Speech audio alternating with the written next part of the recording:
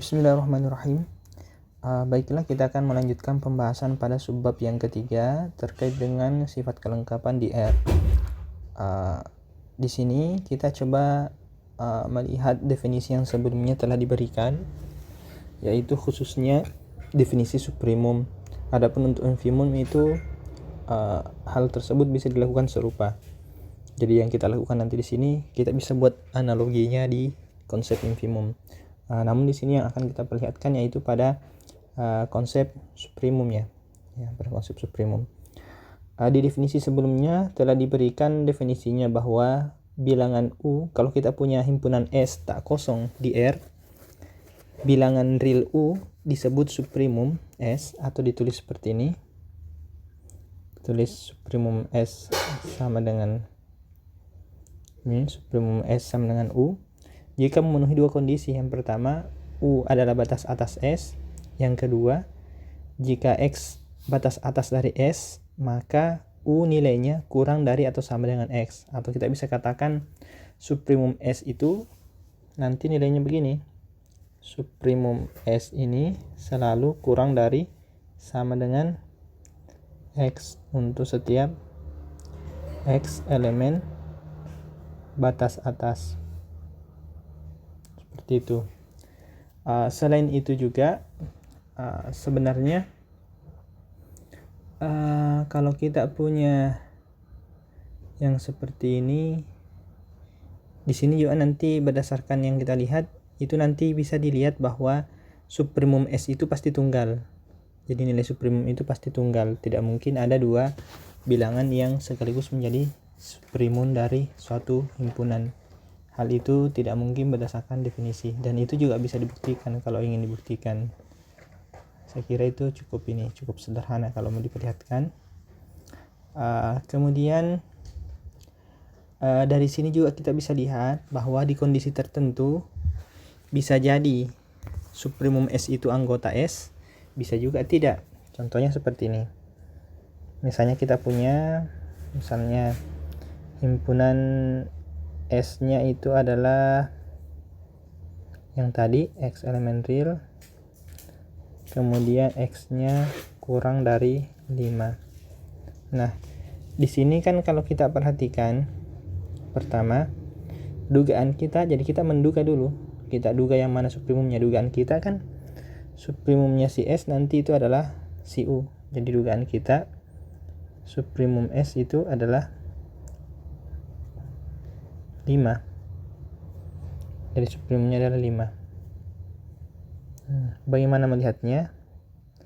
Buktinya kalau kita perhatikan 5 ini kan batas atas. Kenapa?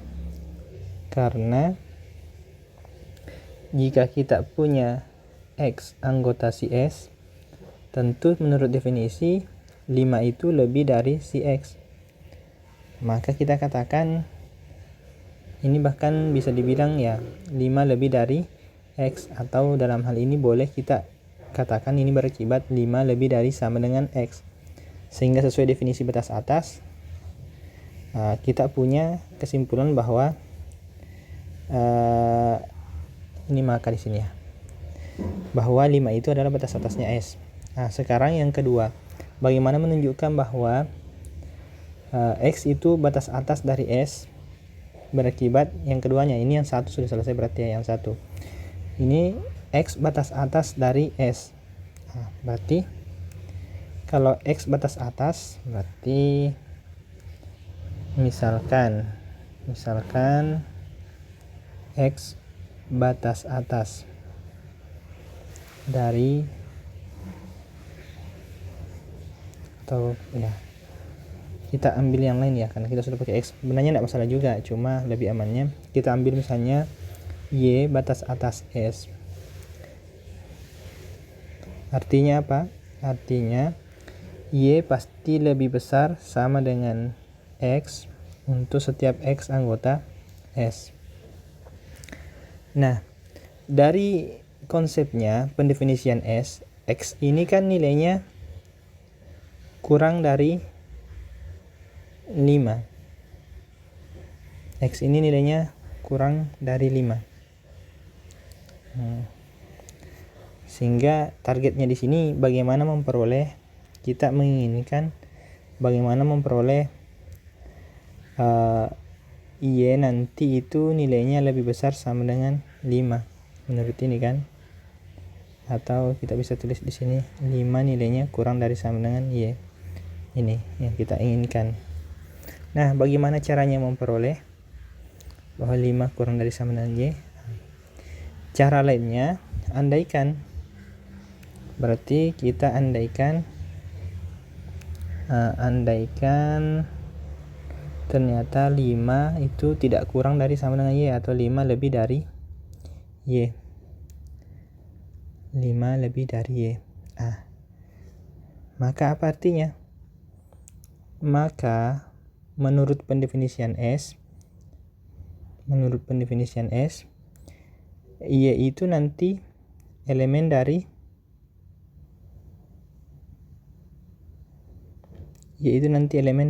S,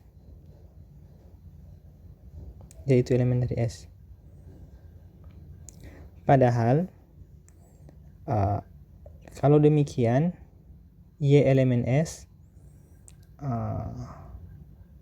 ini akan sulit jadinya. Jadi bentuk seperti ini kita dibuat sulit untuk membuktikannya, sehingga dalam kondisi tertentu ini menjadi sulit untuk membuktikan seperti itu.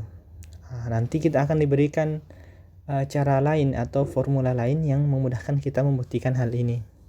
Namun sebelum itu kita perhatikan dulu yang ini tadi, S-nya. Kita asumsikan nanti kita sudah punya cara lainnya. Ini kita tangguhkan dulu, nanti diberikan cara lainnya. Sekarang tentu nanti kita sudah punya ini, supremum S-nya adalah 5.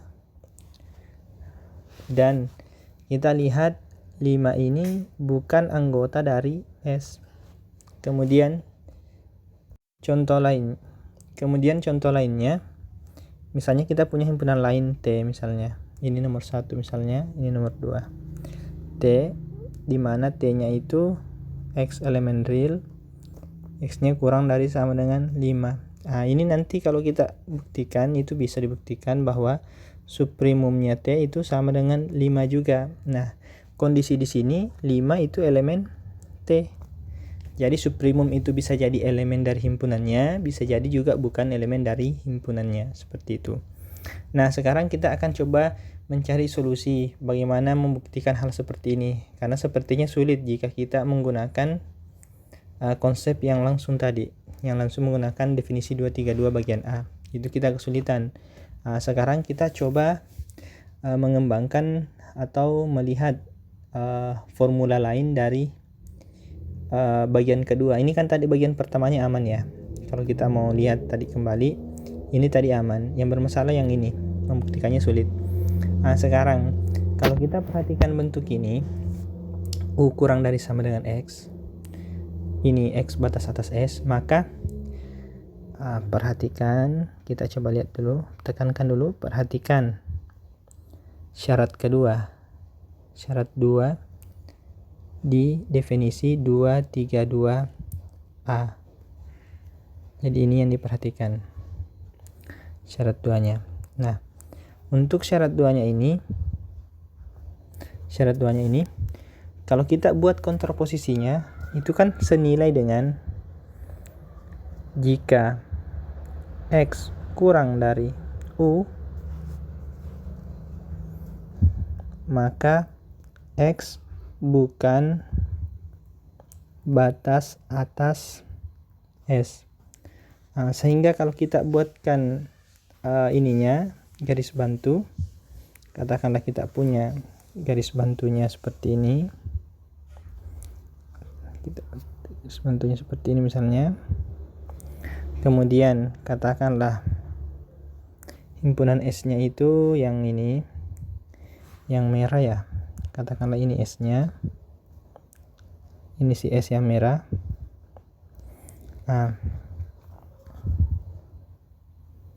Ini S-nya yang merah. Kemudian di sini dikatakan jika U-nya lebih dari X. Di sini kan dikatakan jika U-nya lebih dari X atau jika X-nya kurang dari U, di mana U itu batas atas, maka syarat 2-nya itu kontraposisinya mengatakan X berakibat X bukan batas atas S. Kalau X bukan batas atas S, sedangkan yang kita ketahui batas atas itu kan yang di kanan ini kan, yang hitam di kanan ini, atau kita beri warna biru misalnya, batas atasnya kan pasti di warna biru ini ke sana. Katanya X bukan batas atas, berarti kalau X bukan batas atas, berarti X di sebelah sana, di sebelah kiri ya, berarti X di sekitaran sini. Saya warnai misalnya si X itu dengan yang hijau misalnya, berarti daerah X itu di sebelah sini, antara di situlah posisinya kira-kira X. U-nya kan kalau kita mau bilang U-nya kan sekitaran sini ya, U-nya. Sehingga berdasarkan konsep ini kalau kita lihat, seandainya memang X itu bukan batas atas S, X-nya di kiri. Berarti kan kalau kita perhatikan yang ini, seolah-olah kita bisa katakan bahwa pasti ada anggota S yang terletak antara X dengan U. Kita katakan begitu. Berarti bentuk ini yang di atasnya, yang ini tadi, itu bisa kita katakan bahwa pasti kalau memang X bukan batas atas S, berarti pasti ada SX, artinya yang ada di S, sehingga kita punya X itu nilainya kurang dari SX. Berarti di sini kita mau katakan di sini harus ada SX, anggota dari S, sehingga dia nilainya lebih dari X, seperti itu. Itu yang pertama yang bisa kita lakukan. Kemudian yang kedua, yang kedua, kalau kita punya di sini tadi daerahnya U, kalau kita punya si epsilon yang nilainya lebih dari 0, kemudian U-nya kita kurangi dari epsilon. Jadi kita misalnya punya U kurang epsilon, mungkin ya di sekitaran sini ya. Kita punya U kurang epsilon, di mana epsilonnya positif, epsilonnya besar dari 0, maka tentu U kurang epsilon ini bukan lagi batas atas. Jika dia bukan batas atas, berarti sama tadi, ada S epsilon, berarti di sini ada S epsilon anggota S, sehingga S epsilon ini lebih nilainya daripada U kurang epsilon, sehingga U kurang epsilonnya itu kurang dari S epsilon, seperti itu. Nah, ini berlaku jika epsilonnya lebih dari 0. Dua hal inilah yang senilai dengan bentuk 2 tadi, yang ini itu pasti senilai bentuk yang di atas ini, yang ini. Sekarang coba kita berikan bentuk-bentuknya yang lebih rapi, sehingga kita punya keempat pernyataan tentang U sebagai batas atas, U sebagai batas atas S. Itu keempat pernyataan berikut ini ekuivalen. Jadi ini asalnya dari sini tadi. Jadi ini kan si 2 ini. V batas atas, cuma di sini pakai V, di sini tadi pakai X ya di sini. Tapi kan sama saja. V batas atas S berakibat U kurang dari sama dengan X.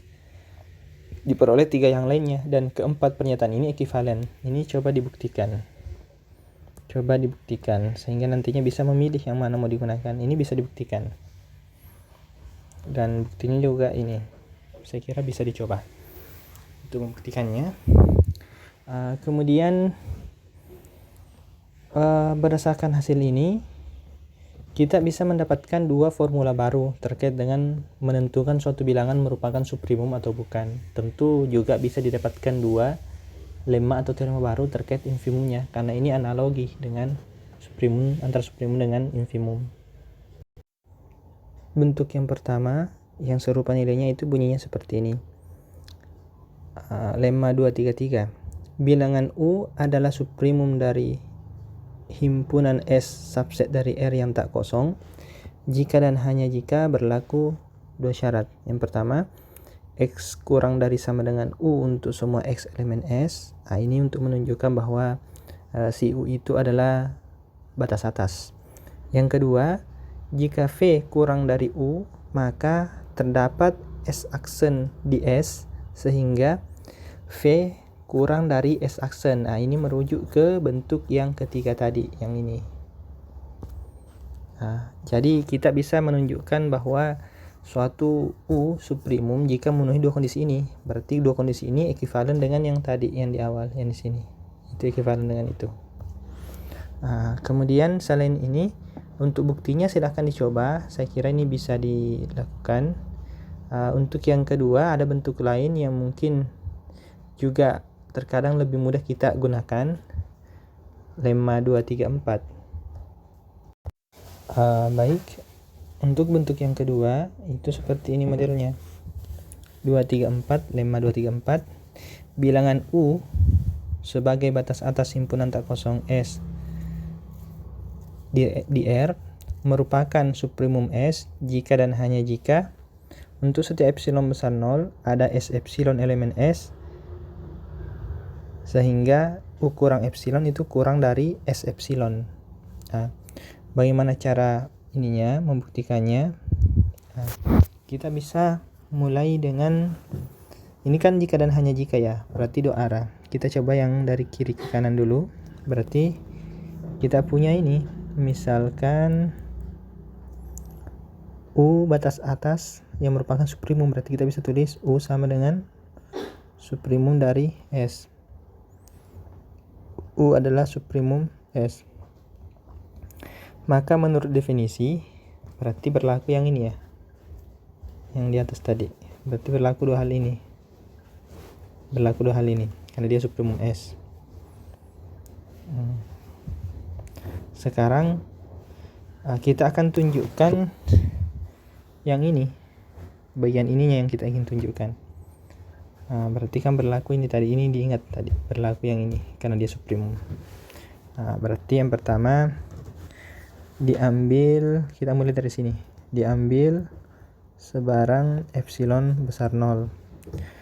Kalau epsilon besar 0, tentu kita punya bahwa nanti U kurang epsilon itu bukan ini, maka di sini ya, maka U kurang epsilon bukan batas atas, dari S. Kenapa? Karena tadi di sini kalau X batas atas kan akibatnya harus U kurang dari sama dengan X. Ya. Sedangkan di sini U kurang epsilonnya itu nilainya kurang dari U. Atau mungkin lebih bagus kalau kita tulis begini. Setelah diambil sebarang epsilon besar 0, karena U kurang epsilon itu kurang dari U, maka kita punya U kurang epsilon bukan batas atas, dari S. Apa akibatnya? Kalau dia bukan batas atas, berarti ada anggota S yang nilainya lebih dari atau sama dengan U kurang epsilon. Atau kalau kita bisa ambil ininya juga bisa, ada anggota S yang nilainya lebih dari U kurang epsilon. Akibatnya ini kita ikuti simbol yang ini saja ya, S aksen dipakaikan. Ini pakai S epsilon ya, karena 5, 2, 3, 4.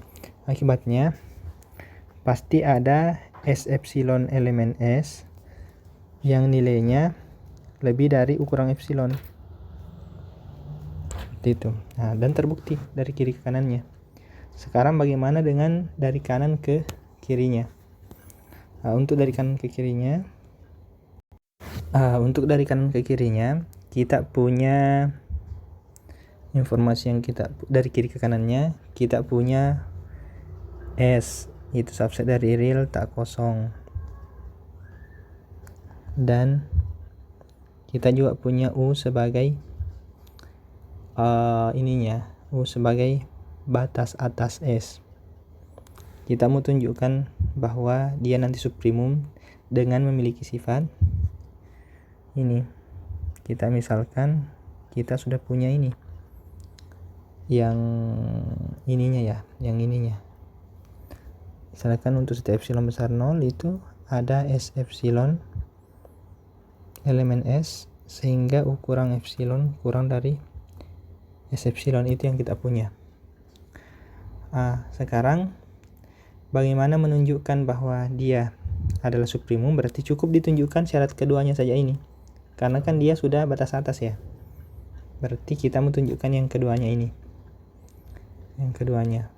Atau mungkin boleh juga nantinya kita tunjukkan kontraposisinya juga bisa. Kontraposisinya maksudnya yang ini, kan sama kontraposisinya. Berarti kita tunjukkan yang ini saja mungkin ya, lebih mudah sesuai dengan yang di buku. Misalkan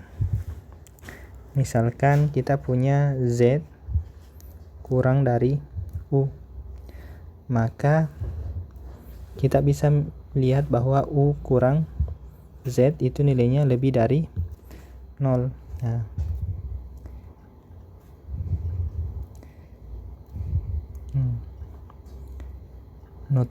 Kita notasikan misalnya U kurang Z nya dengan epsilon. Kemudian kenakan ke sini. Menurut ini berarti kalau epsilon sama dengan U kurang Z, katanya ada S epsilon elemen S. Berarti di sini diperoleh bahwa ada S epsilon elemen S, sehingga U kurang epsilon itu kurang dari S epsilon, seperti itu. S epsilon. Akibatnya apa? Akibatnya kita punya hasil U dikurang epsilonnya ganti dengan U kurang Z kurang dari S epsilon. Atau dengan kata lain, kita punya Z ini kurang dari S epsilon. Apa artinya kalau Z kurang dari S epsilon? Sedangkan S epsilon itu adalah anggota dari S, maka dengan kata lain berarti Z bukan batas atas dari S. Jadi terbukti, kesimpulannya haruslah karena tadi diambil Z ini, kita tadi ambil Z kurang dari U dan ditunjukkan bahwa Z bukan batas atas, berarti kesimpulannya, dan juga di awal diketahui bahwa U batas atas, berarti kesimpulannya U adalah suprimum dari S. Terbukti seperti itu.